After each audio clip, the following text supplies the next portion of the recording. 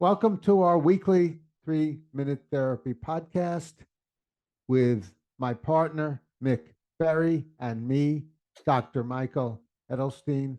I'm a clinical psychologist and author. I've written 4 books. The most notable is called 3-Minute Therapy, which summarizes the approach we use, Mick and I use on these podcasts. And 3-Minute Therapy refers to REBT, Rational Emotive Behavior Therapy, a brilliant approach to psychotherapy devised by Albert Ellis about 70 years ago, which changed the course of the psychotherapy movement from psychoanalytic Freudian therapy to the now popular cognitive behavior therapies under the umbrella of rational emotive behavior therapy. And the basic idea with REBT is that our emotions don't come from situations as most people suppose they do, but rather they come from our thinking, our views, our attitudes, our beliefs, our opinions about situations, not situations themselves. And the 3 main irrational beliefs that people have that cause their emotional disturbance consist of a demand on themselves. I must do well and get approval, or else I'm no good. A demand on others. You must treat me well, or else you're no good. Or my life must go very well, or else it's no good. And this kind of thinking leads to a whole host of emotional problems. Today, we're going to be discussing how some people manage to live a sane life without therapy, without a therapist, without even REBT. And Mick, this was your idea, so do you want to kick it off? Yeah, well, I would say some people don't just lead a sane life, but quite a happy, productive, healthy life in many regards. And I'll kick it off by saying that I have observed that a lot of people that go into the field of therapy are pretty nutty, that a lot of the therapists themselves are pretty nutty. And I'm reminded of a chapter in a book Albert Ellis wrote, Your Most Difficult Client, Yourself. And so I, of course, benefited greatly from rational motive behavior therapy, but I have observed that many people are doing fine without REBT and without any therapy whatsoever. And I would say the reason for that is that they are very good at thinking in self-helping ways rather than self-defeating. More specifically, they have a wonderful habit of not making demands upon themselves, other people, or the world. Yeah. And I think one of the reasons some people are like that, is, as you correctly state, Mick, is that our genetic predispositions play a significant role in our thinking and our emotions and our living. And I think some people are luckier than others to be born with rational genes. But we can use those people's as role models in order to try to take after them and live a happy life without putting these musts and demands on ourselves, others, or situations. Mick? Yeah, I was going to say, yes, some people do have a biological predisposition to not being depressed or rageful or anxious. However, there is the opening line of a poem, how happy is he born or taught? So that some people might have a biological predisposition, but some people might learn very well and not have a biological predisposition, but be incredibly good at learning to be self-helping. So you don't have to have a biological predisposition. You can learn how to do it. That's true. Yep. So there are various ways to learn how to do it. Also, one is through rational, sane therapy. Another is through figuring it out yourself. to reading experience and analyzing your experience and looking for the evidence for your thinking when you have maladaptive thinking. Nick? Yeah, and I was going to say REBT is, of course, about the learning aspect. Those of us, I started having a problem with depression at the age of 11, and I did well to learn how not to be depressed. It took me learning, but I would also say that I've observed that by learning REBT and applying it, I am less I am less riddled with anxiety and depression and rage than so many people that I meet. So just because you might not have a predisposition towards being self-helping and rational, it doesn't mean you cannot learn to be largely so. And in fact, to such a great extent that you are in pretty much the same, you experience life in the same happy, productive way that people who have a predisposition towards being self-helping do. Yes, I agree with that. And often as people get older, they learn to think more wisely, learn from their experience, and think more about their thinking and question their thinking and look at the evidence for their thinking.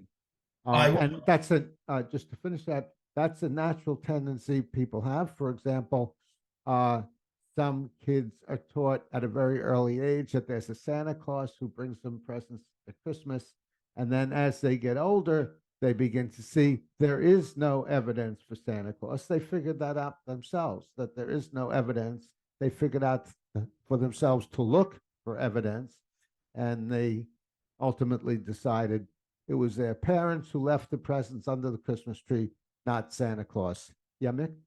Yeah, I was going to say though, it would be nice if getting older brought us wisdom, but I have observed that a lot of people do not become wiser. A lot of people become more entrenched in their self-defeating thinking and their self-defeating habits to the point that it ends up doing them in. I've seen people die from their self-defeating thinking and committing suicide or engaging in self-destructive substance abuse. So getting older doesn't necessarily mean that we become wiser and more rational.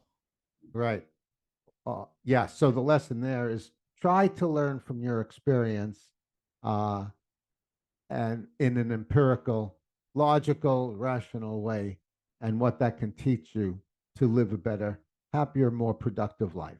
Yeah, and I would say the thing about REBT, it's interesting because there's so many pundits on YouTube now, and they're talking about all these different things that can be helpful, and they're making a great deal of money from it, and they're end up charging courses and everything else. And I've pondered myself, well, how is REBT not a scam? What does REBT offer people so that it doesn't rope them into paying money to people that teach them REBT? I could teach somebody REBT in 5 minutes or less simply by saying, watch your thoughts that are demanding and reduce those and try to eliminate them and keep your desires. And if you do that, you'll be leading a very self-helping, happy life. That's pretty much REBT in a nutshell. And if somebody wants to see a therapist, an REBT therapist, they may do so. But if they don't want to, they could simply read an REBT book and practice it themselves. But what is I find particularly nice about REBT is it teaches people to be their own therapist and sends them on their way as soon as they would like to be. So it isn't like it requires 10 to 20 years of psychoanalytic allegiance to a therapist and paying them $250 every week. I think for most people, if they want to learn REBT, it can be accomplished if they want to use a therapist, 3 to 6 months. And that's kind of about all you need, really, if you have a good therapist to teach it to you. It Well, does it's not. take, Yeah, I'm huh? sorry, Mick. Well, it does take, as Albert Ellis would say, practice, practice, practice. And so I still practice it, though I don't see a therapist every week, but I do have REBT friends, and I throw out my ideas to them and they point out my demands. And so I'm continually practicing it, but I don't have to make myself beholden to a therapist for the rest of my life. That's right. So it's up to you whether you want to see a therapist or not. Do it on your own.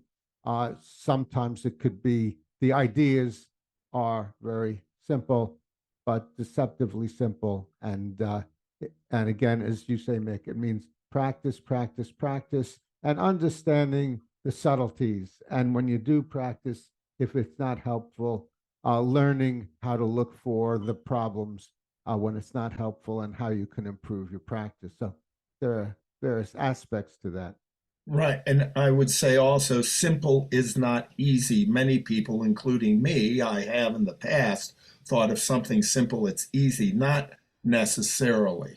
And especially when catching our demands. And I'll go so far as to say that if someone would engage in a conversation with me, I could show them how all mental disturbance comes from thinking in demanding ways, and mental health comes from reducing and eliminating the demands while retaining the desires so that life is quite enjoyable.